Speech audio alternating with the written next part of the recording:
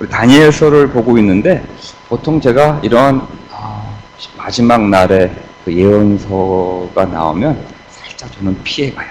왜냐하면은 하도 말들이 많고 그쪽 얘기를 하다 보면은 좀 이상한 사람도 될 수도 있고 또 나도 잘 모르겠고 솔직히 알면은 좀 말씀 많이 드릴 텐데 솔직히 잘 몰라요. 그러니까는 싹 피해가는데 여기 중에 어떤 분 한 분이 우리 교회 오면서 목사님 재림에 대해서 어떻게 생각하십니까? 목사님은 선포를 하십니까? 이렇게 나한테 물어보는 사람이 있어서 요번에도 다니엘서를 싹 지나가려고 그러다가 해야 되겠구나 생각이 들어서 어젯밤에 교회 우리 리마들링하고 옮기고 너무 피곤해서 밤에 좀 밖에서 보고 있었는데 시간이 없더라고요. 제대로 준비를 못했어요. 그래서 여러분들 어려운 거 얘기 듣지만 또 이 최후의 심판의 날을 너무 무섭게만 생각하지 마시고 그 안에 있는 영적인 메시지를 들을 수 있는 우리들이 되기를 원합니다. 우리 다니엘서를 보면 처음에는 아주 쉬운 얘기가 나오죠. 포로로 끌려갔죠. 다니엘이라고 하는 젊은 사람이 포로로 끌려가서 바벨론이라는 땅에서 거기서 이방인들이 먹는 모든 음식과 이방인들이 사는 방식대로 살려고 살아야 된다고 강요를 당하는데 그때 거기에서 나는 그렇게 하지 않겠다. 나는 나의 신앙을 지키겠다. 나는 아무 음식이나 먹지 않고 그런 거 하지 않고 나는 기도 생활도 하고 음식도 정결한 음식을 먹겠다. 이런 결단을 하는 장면이 우리 앞부분에 나와요. 그렇죠? 그 얘기는 다 알죠? 다니엘서를. 모르시는 분 한번 손 들어보실래요? 이거 손 든 사람이 있었어요. 네. 오케이. 그런 내용이 앞에 있어요. 집에 가서 꼭 읽어요. 모르는 사람한테 모르면서 뻔뻔하게 앉아 있어요. 꼭 가서 읽어요. 너무 강하게 나갔나? 읽고요. 그리고 이 마지막에 10장, 11장, 12장을 보면은 다니엘이 환상을 본 것에 대한 내용이 나와요. 10장은 그 환상에 대한 인트로덕션이 나오고 11장은 거기에는 자세한 내용들이 나오고 12장은 결론이 나와요. 결론이 나와요. 10장을 보면은 그 환상을, 그 예언, 마지막 날에 다니엘이라고 하는 사람은 몇 년도죠? 지금으로부터 한 600년, 2700년 전에 사실 사람인데, 그때 그 사람이, 최후의 그 날에 대한 그 환상을 보게 돼요. 그때가 페르시아라고 하는 나라가, 고레스 왕이 그때 왕이었는데, 그 제3년이라고 성경은 10장에서 말하고 있고, 지금 다니엘이라고 하는 사람은 티그리스 강이라고 하는 뚝에서 기도를 하고 있었어요. 항상 보면은 이 다니엘은 자기가 기도하는 장소가 있었어요. 참 그거 참 좋은 것 같아요. 자기 기도하는 장소가 있다고 하는 거 참 좋은 거예요. 기도하고 있었고 또 어떻게 기도하고 있었냐면은 3주 동안 금식하며 기도하고 있었대요. 이건 대단한 거예요. 그렇죠? 저도 하루만 한 끼만 하루 아니에요. 한 끼만 건너도 힘든데 3주 동안 금식 기도를 하고 있었대요. 우리 교회가 그런 기도하는 장소가 있으면 좋겠어요. 그런 장소가 어디 있죠? 우리 윤미자매님? 아무 데서나 하면 된대요. 특별히 우리 교회는 맨하탄에서 여러분들 교회까지 오려면은 기차 타고 와야 되고 또 강도 건너서 오시는 분도 많고 그래서 또 젊으신 분들이 많으니까 우리는 온라인 새벽 예배가 있어요. 그렇죠? 온라인 새벽. 벌써 한 지가 1년이 넘었어요. 1년이 넘었는데 참 재밌는 거는 한 15명 이상 넘지도 않아요. 처음에 시작했을 때는 20명까지 20명 넘은 적 있었죠? 30명 넘은 적 있어요? 그 다음부터는 어느새 이렇게 실금 해가지고 한 12명 정도가 아침에 나오면은 그것도 맨날 똑같은 사람 나와요. 한 명 자리만 계속 번갈아 가면서 바뀌고 나머지 사람은 똑같아요. 그런 거 보면 참 우리 교인들도 저를 비롯해서 고집이 참 세요. 그렇죠? 아멘. 우리 교회 그 온라인 새벽 예배 장소가 이 다니엘의 그 티그리스 강 그 똑같은 장소가 됐으면 좋겠어요. 그렇죠? 얼마나 좋아요. 아침에 여러분들 화장도 안 하고 나와도 되잖아. 옷도 안 입어도 되잖아. 그렇죠? 그냥 여러분이 침대에서 듣고 있는지 기도하는지 내가 누가 알아. 그렇죠? 얼마나 좋아요. 그러니까 그런데 여러분들 기도했으면 좋겠어요. 다니엘은 근데 그때 굉장한 고통 중에 있었더라고 성경은 말하고 있어요. 고통 중에 있었다. 다니엘이 고통 중에 있었다. 고난 중에 있었다. 광야의 길을 가고 있었다. 광야의 삶을 살고 있었다라고 얘기하고 있어요. 우리의 삶은 광야예요. 그렇죠? 우리의 삶은 광야. 근데 참 여러분들 참 재밌는 것은 우리의 삶이 광야인데 저도 그렇고 여러분도 그렇고 광야의 길을 광야에서 놓여 있으면서도 광야 사는지 잘 모르고 살아요. 광야를 인정하지 않으려고 그러는 것 같아요. 왜냐하면 광야라고 하는 것은 고난의 장소, 고통의 장소 그런 것들이 싫은가 봐. 저 싫지, 그쵸? 우리 믿음 생활해도 예수님을 믿는다고 해도 다 좋은데 십자가는 지고 싶지 않아요. 이것이 우리들의 생각이에요, 그렇죠? 예수님 다 좋고 교회 가면 다 좋고 다 좋은데 십자가는 안 줬으면 좋겠어요가 우리의 어떤 생각인 것 같아요. 알고 모르던 우리들은 황량한 광야의 길을 가고 있어요. 근데 그곳에 생존할 수 있는 유일한 길은 같은 뜻을 가진 적은 무리와 힘을 합하여서 커뮤니티를 만들고 그 황폐한 길을 뚫고 믿음의 여정길을 함께 걸어가는 방법 말고는 다른 방법이 없어요. 나 혼자 믿음 생활하고 나 혼자 공부 열심히 하고 나 혼자 뭐 좋은 잡 잡아가지고 나 혼자 살 수 있느냐 우리는 착각하고 살지만 eventually 또 영어 쓰면 안 되죠. 곧 우리들은 다 깨닫게 되기를 그게 우리에게 기쁨을 주지 않는다고 하는 걸 다 알고 실망하고 낙심하고 관계가 깨지고 어려움 속에서 막다른 골목에서 그제서야 나를 부추겨주고 일으켜주는 사람이 정말로 필요하구나를 깨닫게 돼요. 그래서 우리는 이 광야의 삶을 살아갈 수 있는 유일한 길은 여러분이 인정하든 인정하지 않든 성경에서 나오는 걸 보니까 적은 무리들이 한 뜻을 이루고 그 안에서 함께 믿음의 여정길을 걸어가는데 치부 바꾸는 안 하겠지만 지주고 볶으면서 걸어가는 거예요. 교회에 문제가 없는 교회, 이상한 교회 문제가 있어야지 돼. 관계에도 알력이 있어야 되고 여러 가지 문제가 있어요. 왜냐면 우리는 그렇게 지지고 볶으면서 적은 무리가 함께 그 길을 가게끔 푸싱받은 거예요. 그래서 뭐 교회 갔더니 문제가 많아요. 뭐 그 교회는 이상한 교회요. 그렇지 않아요.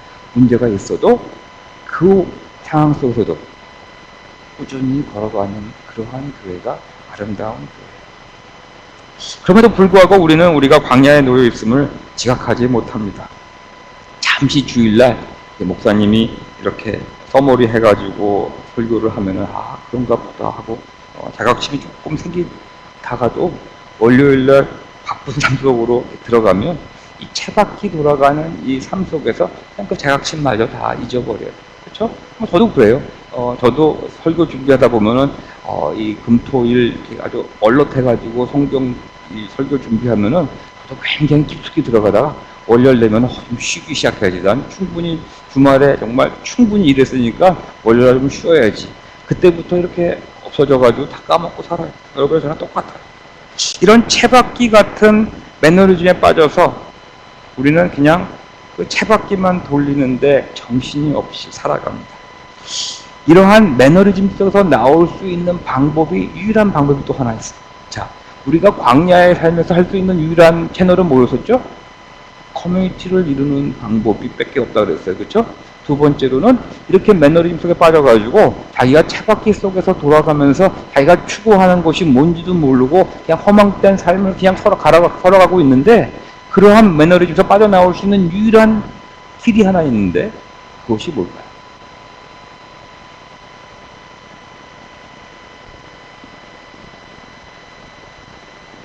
말씀하세요. 우리 앞으로 여기다가 트윗을 우리 해놓읍시다. 우리 여기다 트윗을 해서 우리 답하면은 여기 트윗 뜨게 좀 우리가 내가 꼭 할 거예요. 내가 그리고 이 설교하는데 질문이 있거나 목사님 설교가 이상해요. 그 말도 안 되는 거 하면 이렇게 트윗해가지고 우리 뜨게끔 합시다. 그거 재밌다. 그거 괜찮죠? 우리 그거 합시다. 그거 임플리먼트는 꼭 하겠습니다. 난 그런 걸 참 좋아해요. 다니엘을 통해서 우리에게 유일한 방법이 무엇인지를 알려주세요. 성경 곳곳에 이 놀라운 그 비밀, 그 유일한 길에 대해서 우리에게 여러 군데에서 알려주시는데 우리는 그 끈질기게 이것을 하지 않아요. 그것은 바로 기도예요. 기도밖에 없는데 그러한 매너리즘에서 내가 광야의 삶을 살면서도 광야가 아닌 줄 알고 내가 있는 곳이 막 마치 영원히 살 수 있는 이 장소가 내가 영원히 사는 곳인 양 그냥 살아가고 있는 이곳에서 우리가 또한 그 키, 또 영어 쓰네. 아주 그 키는 영어 단어로 뭐야 한국말. 이 삶 속에 내가 광야 속에 있다라고 하는 것을 아주 가슴속으로 깨닫게 해주는 유일한 방법은 그건 기도밖에 없어요. 다니엘의 그 9장을 보면은 우리에게 재앙이 미치고 고난의 광야의 길을 가고 있지만 우리는 죄의 길에서 돌아서지 않고 하나님께 은혜를 구하려고도 하지 않습니다. 라고 다니엘이 고백하는 기도의 내용이 있어요. 우리에게 재앙이 미쳐서 우리는 고난의 광야 속에 있으면서도 불구하고 고집 부리면서 하나님께 은혜를 구하려고도 하지 않는다라고 맨 앞에 다니엘이 이렇게 기도해요. 여러분과 저의 모습이죠? 본정 자매님, 그렇죠? 그렇게 기도하고 싶은데 잘 안 되죠? 그렇죠? 우리 또 누구였지? 지원이 기도하고 싶은데 잘 안 되죠? 우리 새벽 기도에 한두 번 나오고 나서는 잘 안 나오는 사람을 내가 지금 지적한 거예요. 그게 쉽지가 않아요. 그게 이상하게 하고 싶은데도 안 돼요. 그렇죠? 여러분들 목사가 기도 잘하면 기도하는 거 싫어요? 기도하고 싶죠? 근데 잘 안 돼요. 그게 쉬운 일이 아닌가 봐요. 아주 그냥 하나님의 은혜를 구하면은 하나님이 주시려고 막 지금 안달을 부리는데도 우리는 somehow 매일매일의 삶의 그 채바퀴 속으로 또 들어가서 그 채바퀴만 열심히 돌리려고 그러지 무릎 꿇고 기도하려고 하지 않아요. 우리 교회의 그 온라인 기도 모임이 하나님의 은혜를 구하는 장소가 되기를 원해요. 그런 고난의 광야의 삶 속에서 기도하고 있는 다니엘은 이 물리적인 세상, 우리 눈으로 보이는 이 물리적인 세상에 갇혀있지 않고 마치 다른 차원으로 퀀텀 리프하는 것 같은 이 장면이 우리 10장, 11장, 12장의 내용이에요. 마치 다른 영적인 디멘션으로 다니엘이 옮겨져 가는 것 같아요. 그러니까 여러분들도 기도를 하다 보면 우리 그 스타트랙 영화 보시는 분 있었죠? 스타트랙이 달려가다가 갑자기 다른 차원의 나라로 확 들어가는 거 있잖아요. 꾸준히 기도하는데 하나님의 음성이 안 들려요. 이게 뭐예요? 이거 뭐 시간 낭비예요. 나는 뭐 하나님의 음성도 하나도 안 들리고 기도 제목도 많이 들었는데 하나도 응답도 안 받고 이렇게 짜증이 남에도 불구하고 꾸준히 기도하고 있으면 언제 이 퀀텀 리프라는 그런 사건이 일어나요. 그래서 나로 하여금 다른 디멘션으로 가게 해줘요. 마치 다른 영적인 디멘션으로 영적인 세계로 옮겨지는 경험을 하게 돼요. 매일마다 기도하는 그 티그리스 강 북에서 기도하고 있는 다니엘에게 고통과 고난 속에서 이 범민 속에서 아주 힘들어하고 있는 다니엘에게 10장 10절을 보니까 이런 사건이 일어났어요. 갑자기 한 손이 나타나서 다니엘을 어루만지는데 우리를 위로해 주기 시작해요. 힘들지. 우리는 종종 기도하면은 하나님이 그 문제를 다 없애주는 거를 상상을 해요. 그렇죠? 그렇죠? 그런 고통이 없기를 바래요. 내 인생에서는 정말 장밋빛 그 카페 생각하는데 하나님은 그런 것 같지 않아요. 하나님이 일하시는 건 그렇죠. 여러분이 고통과 그 고난의 길을 걸어가고 있을 때 하나님이 나타나서 어루만져줘요. 하나야, 힘들지? 뭐 갖고 있는 그 상황이 바뀌거나 어떤 문제가 없어지는 게 아니라 힘들지. 이렇게 해줘. 그리고 그 광야의 삶을 살아갈 수 있도록 새 힘을 주세요. 상황이 확 바뀌어지는 게 아니라 우리로 하여금 그 광야의 길을 뚫고 갈 수 있는 새로운 힘을 주시는 거예요. 이쁜 나리미를 줘서 새로운 힘을 주는 거죠. 이렇게 새로운 힘을 주세요. 그 손이 다니엘의 지친 손과 무릎을 일으켜 세워주었다라고 성경은 우리에게 말해주고 있어요. 그런 기도하면은 그런 세계로 들어가요. 기도는 우리가 뭐 기도해서 저 이런 거 이루어주세요. 물론 그런 것도 이루어지지만 더 중요한 그 기도의 그 의미는 하나님을 만나고 하나님의 위로하시는 손길을 체험하고 상황은 그대로 똑같은데도 그 상황이 두렵지 않고 나의 손과 무릎에 힘이 생겨서 하나님과 동행하면서 그 힘든 역경을 뚫고 광야의 길을 걸어갈 수 있는 그러한 힘을 주는 장소가 바로 기도예요.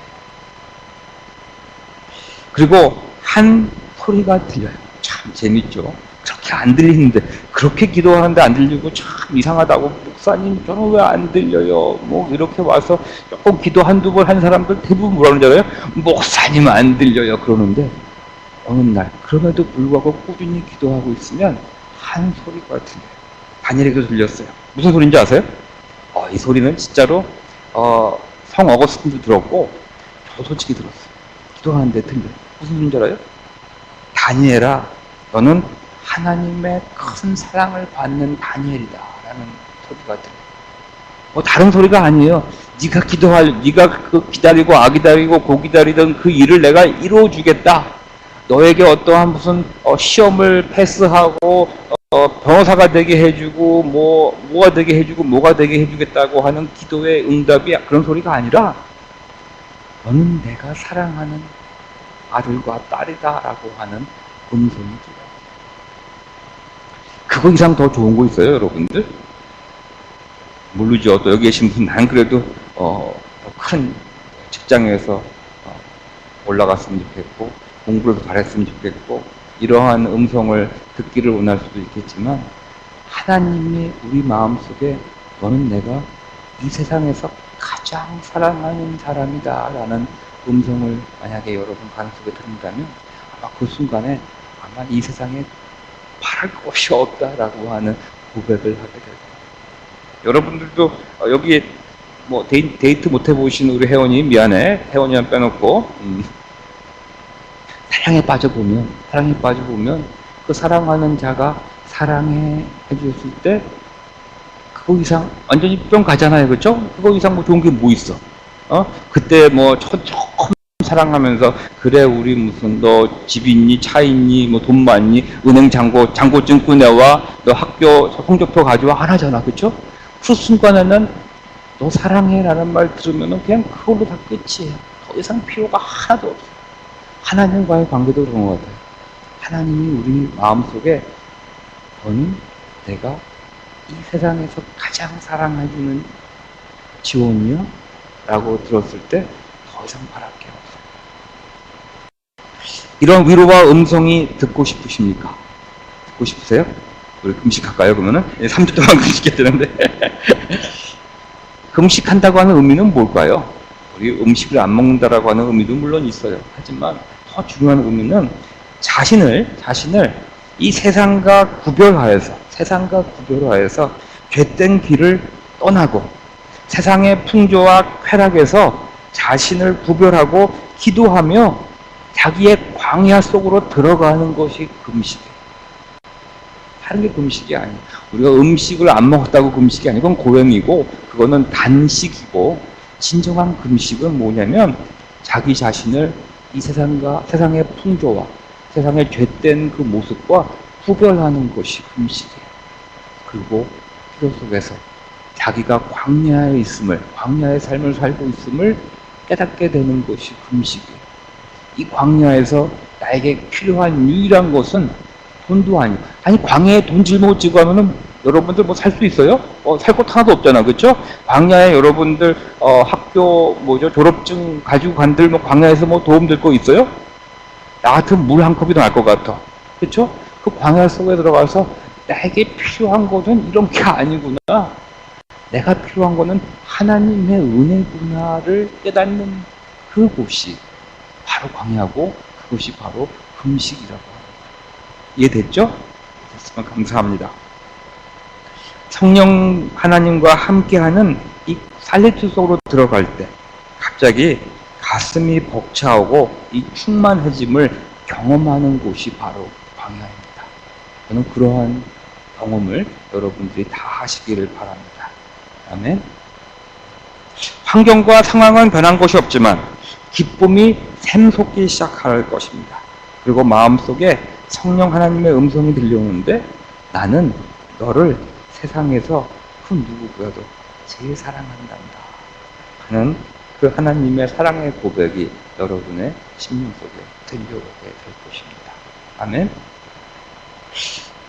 그 정도로 멈추면은 이 크리스찬의 삶이 재미가 없어요. 그렇죠? 이 정도는 뭐 나도 다 데이트 옛날에 해봤었는데 또는 뭐 한번 거기까지는 좋은데 그걸로 끝나면은 그것도 좀 별로 재미없는 것 같아. 그렇죠? 그 다음 단계가 좀 필요하지 않아요? 그렇죠?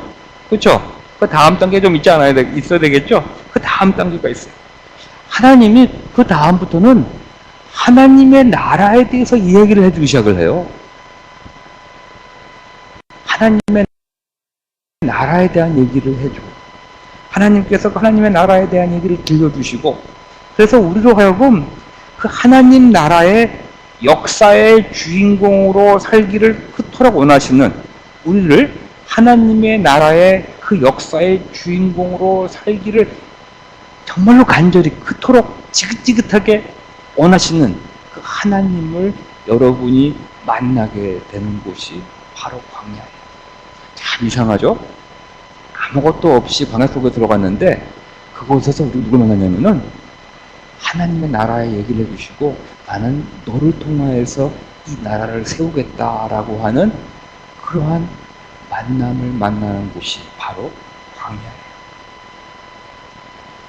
그때 하나님의 위로와 사랑이 너무도 감당하기에 크고 크기에 내가 과연 그런 사랑을 받을 자격이 있는가? 내가 할 수 있는가? 라고 하는 그러한 질문은 그런 생각조차 하지 않게 돼요. 우리들 여러분들 종종 이렇게 하죠. 내가 그런 사랑을 받을 수 있는 존재예요. 제가 그거 할 수 있어요. 저는 지금 겨우 믿었는데 이런 말 하잖아요. 근데 그거는 하나님의 그러한 사랑의 고백을 제대로 못 들어서 그래요. 하나님이 그냥 너 있는 대로 이 세상에 누구도 사랑하고 나는 너를 통해서 이 하나님의 나의 나라를 세우고 싶단다. 이게 나의 하나님의 정말 유일한 소원이고 나는 너를 너무너무 사랑하니까 너도 나를 사랑한다면 나와 함께 같이 걸어가지 않겠니? 라고 하는 음성을 듣게 되면 내가 뭐 믿은 지 얼마큼 됐다고요.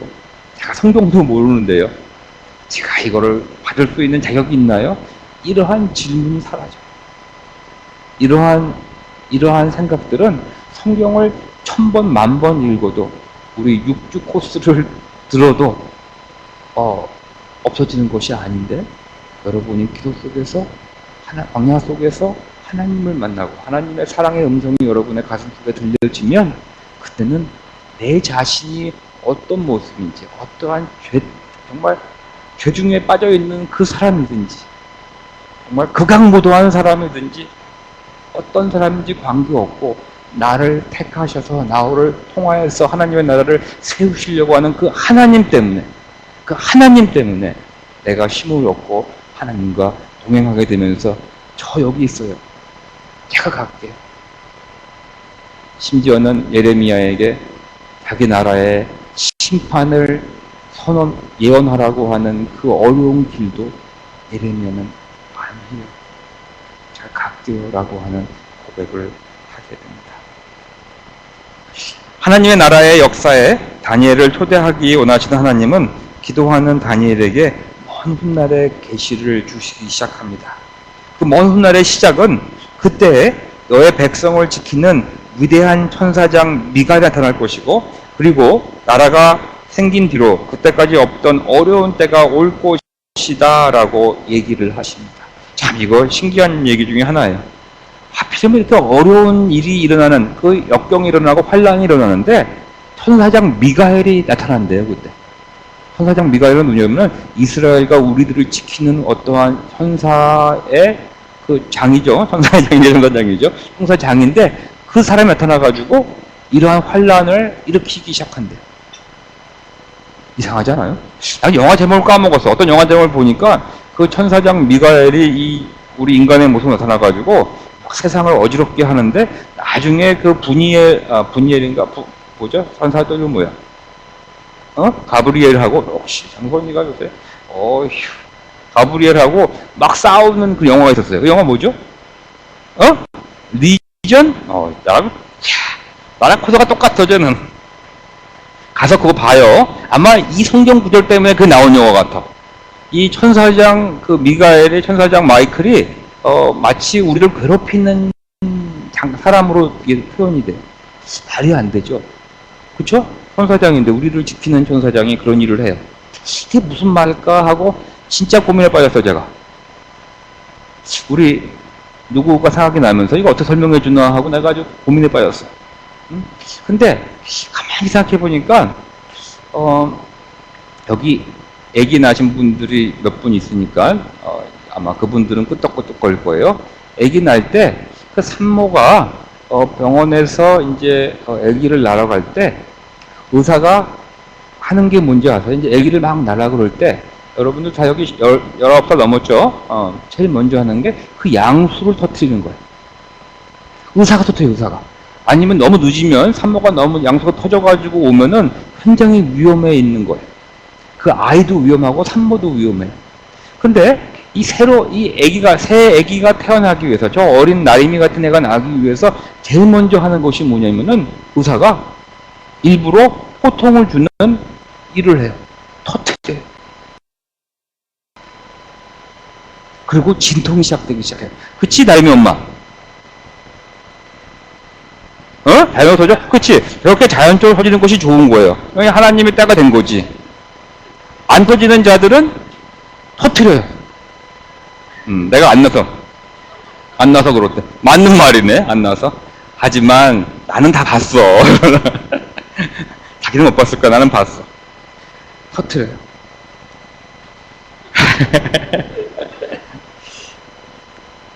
마치 이 어려운 사건을, 어려운 일을, 환난을 호주하는 역할을 이 미가엘이 해요. 그 이유는 뭐냐면 어떤 구원이 일어나기 위해서, 우리의 삶 속에서 어떤 구원이 일어나기 위해서, 새로운 생명이 태어나기 위해서는 참 안타까워, 참 이해를 저는 안 돼요. 이 부분은 안 되는데, 하나님은 절대로 우리들에게 고난과 서퍼링을 주시는 분은 아니에요. 그 먼저 제가 말씀을 드릴게요. 제가 설교를 짧게 하기 위해서 말씀을 드려요. 절대로 하나님은 우리에게 서퍼링을 주시는 분은 아니에요. 하지만 서퍼링과 고난을 통해서 우리들의 구원을 이루시는 것만큼은 또한 사실이에요. 어렵죠. 어려운 부분이에요. 여러분들이 광야의 삶 속에서 고난을 받고 있다고 하는 것을 깨닫고 어려울 때 두 가지 방법인 것 같아요. 진짜 여러분들 병들고 아파서 어떠한 골목, 그 막다른 골목에서 하나님 저 좀 살려주세요. 저 이제 죽는데 의사가 저 죽는다고 센텐스 했어요. 저 지금 감옥에 끌려가요. 저 뭐 다 인간관계 깨졌어요. 저 뱅크럽 했어요. 저 어떡하죠? 이렇게 물리적으로 데드엔드에서 그러한 고통을 통해서도 그 고통을 통해서 하나님은 대부분 사람들을 구원하는 역할을 해요. 그렇죠? 절대로 나도 우리 옛날에 교회 다닐 때 저 장로님은 절대로 구원받을 분이 아니다라고 생각했던 분인데 느지막하에 병이 걸리셨어요. 죽을 병이 걸리셨어요. 확 변하더라고요. 정말로 그러한 고통과 힘듦 속에서 구원이 이루어진 걸 봤어요. 하나님은 그렇게 사랑하는 자들이 고통과 고난을 당할 때 그걸 통하여서 구원을 이루세요. 두 번째로 우리가 이러한 하나님의 구원을 얻을 수 있는 방법은, 여러분들 그렇게 병들고 싶어요? 여러분들 뱅크럽 하고 싶어요? 인간관계 다 깨진 다음에 데드엔드에서 겨우 하나님 좀 도와주세요 할 거예요? 아니죠. 그렇기 때문에 기도하라고 하신 것 같아요. 우리 성경에 보면은 그러한 고난을 당하기 전에 기도해라. 기도 속에, 광야 속에 들어가면 우리 심령에 뭐가 생겨요? 저의 이 부족한 상한 심령을 하나님 받아주세요 라고 하는 그런 기도를 하게 돼요. 바로 이러한 브로큰 하트가 됐을 때, 브로큰 스피릿이 됐을 때 비로소 하나님의 구원이 우리들의 삶 속에서 우리의 힘듦과 우리의 이런 상한 심령을 통하여서 이루어지기 시작해요.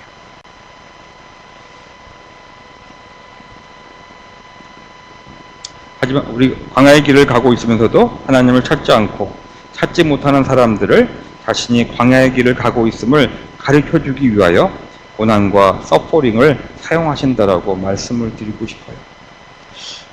근데 이러한 마지막 날에 얘기를 하시면서 이 내용을 책을 시일하래, 책을 봉하래. 그거 참 이해가 안 가요. 이러한 마지막 날의 얘기가 있으면은 빨리 가서 전하라고 했으면 좋겠는데 다니엘에게 그 말씀을 봉하래. 그 말은 뭐냐면은 지금 이 예언의 말씀은 오늘날 다니엘이 살고 있는 날에 일어나는 일이 아니고 먼 훗날에 일어날 거라고 하는 거를 얘기해주고 바로 그때에는 참 재밌는 오늘 우리의 모습을 그대로 보여주고 있어요. 많은 사람들이 이러한 지식을 얻으려고 왔다 갔다 할 것이다 라고 말씀하고 있어요. 왔다 갔다 할 것이다. 대부분은 그냥 지식으로 이 교회에 있는 모든 하나님에 대해서도 지식으로 알려고 그러고 성경 말씀, 설교 말씀 다 지식, 좋은 지식, 저 정도 나도 좋아요, 갖고 싶어, 그런 거야. 이렇게 왔다 갔다 할 것이다 라고 얘기를 해요. 그게 마지막 때래. 저는 이거를 읽으면서 야 정말 마지막 때가 왔구나라는 생각을 해요. 저는 뭐 그것이 12월 21일인지는 몰라요. 하지만 진짜로 마지막 때가 다가오고 있다고 하는 것은 맞는 것 같아요. 다니엘에게 이 계시의 말씀을 봉하라고 하시고 다시 말해서 이 계시 최후의 심판의 날은 훗날에 일어날 예언이라고 말씀하고 계십니다. 또한 그 최후의 날에는 많은 사람이 이러한 지식을 얻으려고 왔다 갔다 할 것이고 지식으로만 복음을 하나님의 말씀을 가지려고 하는 사람들에게 이 심판에 대한 그 심판의 날에 대한 이 예언을 숨기려 하십니다. 시간이 많이 지나가서 좀 넘어가겠습니다. 거룩한 백성이 받는 핍박이 끝날 때 이러한 모든 일이 끝날 것이다 라고 우리에게 말해주고 있어요. 다시 말해서 여러분들 이 거룩한 믿는 자들이 핍박이 끝날 때 언제일까요? 핍박이 끝날 때 이 심판이 끝난대. 재밌죠? 내가 이날에 너희들의 핍박이 없어질 것이다 고 말씀 안 해주시고 거룩한 성도의 핍박이 끝날 때에 이 날이 올 것이래. 거꾸로 됐어요. 그렇죠? 이 날이 오면 거룩한 성도의 핍박이 끊겨질 것이라고 말씀하시고요.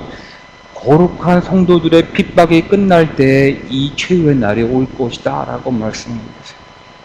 저는 이게 가장 오늘의 본문의 주제입니다. 여러분들이 광야의 삶을 살아가고 있음을 깨달을 때 여러분이 그 안에서 기도하면서 하나님의 사랑의 고백을 들을 때 하나님께서 여러분에게 이 하나님의 나라의 동역자로 부르심을 받을 때 더 이상 이 상황이 나에게는 고통이 아니라 하나님의 사랑을 받는 하나님과 함께하는 그러한 삶이구나를 깨달을 때 더 이상 이것이 핍박이 아니구나 이것을 통해서 하나님이 나의 구원을 온전히 이루셨구나를 깨달을 때 하나님 믿는 사랑하는 모든 자들이 하나님의 구원을 받을 때 그때 바로서 심판의 날이 임한다고 말씀하고 있습니다. 그러시면서 마지막으로 다니엘에게 이렇게 말합니다. 너 다니엘아 너는 끝까지 신실하여라. 너는 죽겠지만 끝날에는 내가 일어나서 라고 말씀하고 있습니다. 여러분 우리가 이 인생을 살아가면서 앞으로 70년, 80년, 100년 후에 우리는 다 죽게 될 수 있습니다. 죽으면 언젠가는 우리가 깨어날 것이고 그날 하나님을 만나게 될 것입니다. 기도하시겠습니다.